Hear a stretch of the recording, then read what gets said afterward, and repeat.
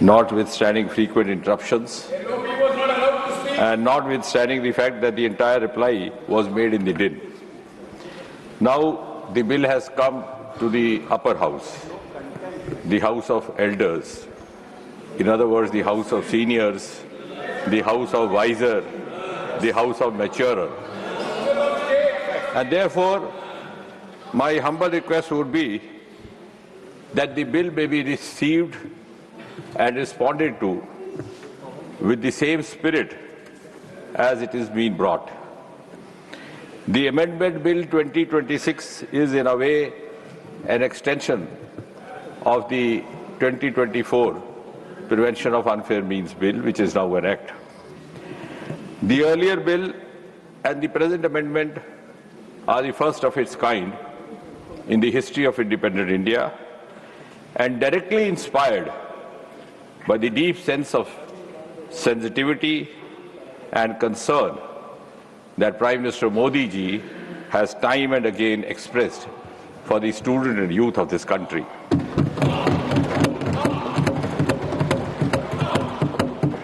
The bill also testifies that this government does not stand on prestige. We never stand on prestige. We are open to healthy inputs. We are open to constructive suggestions from all quarters. And that is exactly the reason why, in the wake of the recent sequence of events, Prime Minister Modi ji lost no time to declare that nobody will be allowed to jeopardize the future of our children, and also announced the resolve of zero tolerance to paper leak. And hence, this legislation, which seeks to make amendments in 2024 Act in order to make it more stringent, more deterrent, is being brought in. My humble request to all the elders in the House is that please help us implement this legislation effectively. And if there are any suggestions for improvement, I'll be taking note of it. I know by now most of the content of the bill is known to you. It has also been extensively reported in the media. Nevertheless, for a quick recall, I may state that this bill is a reaffirmation of the government's highest commitment to safeguard the welfare of the students and youth of this country. Paper leak is an issue at a malaise which has confronted this nation and has been reported from different parts of the country, regardless of whichever the party in power, regardless of whichever the state or the union territory. The list is very long, but if you go through, you will understand how assorted it is, hardly leaving any state or any party untouched.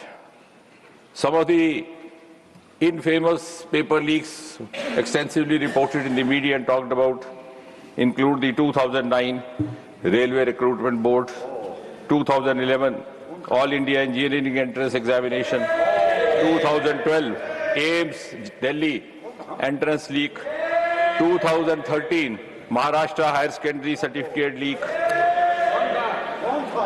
2010 B.Ed Entrance Examination, 2014. Yes, I am coming to that.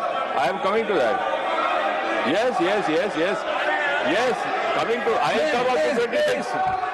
I am going to come up to 26.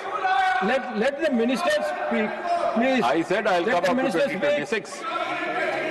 UP 2010 B.Ed Entrance Examination, UP 2014 Combined Pre-Medical Examination, UP 2015 Uttar Pradesh Provincial Service Leak, Tamil Nadu 2012 Tamil Nadu Public Service, West Bengal 2009 Joint Entrance Exam, Rajasthan 2018 Police Constable Recruitment Scam, 2019 Rajasthan Librarian Grade 3 Scam, 2020 Rajasthan Junior Engineer, 2021 Rajasthan eligibility examination, 2021 SI recruitment exam, 2022 RPSC school lecturer, 2022 police constable, 2022 senior teacher grade 2 examination.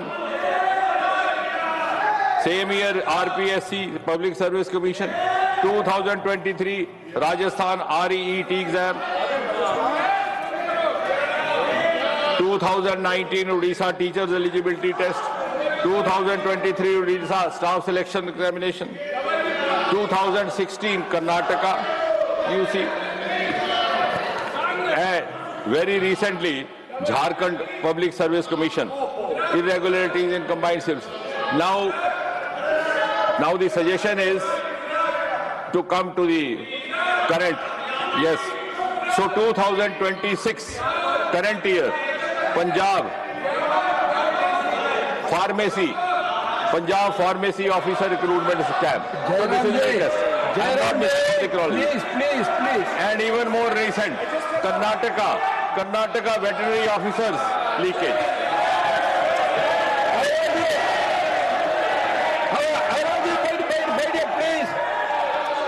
I will take care of you, please, my dear.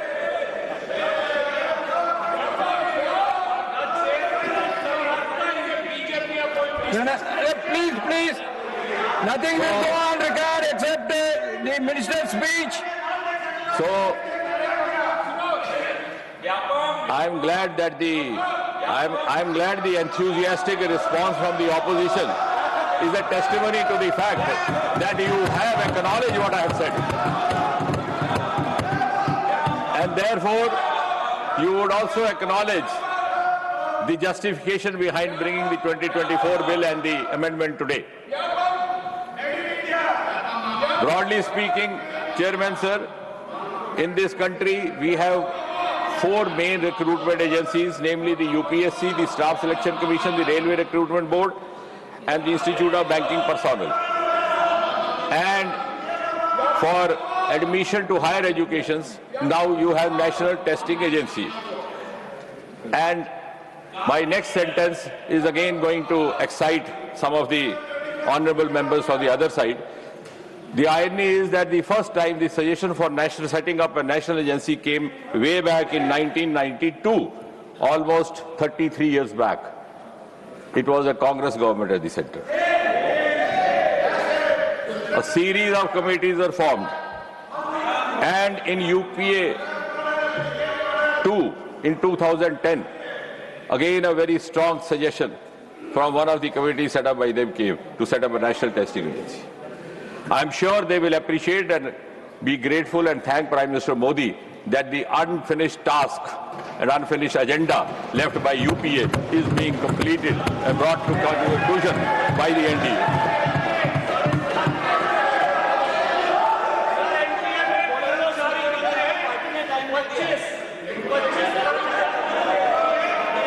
And therefore, Please take your seat.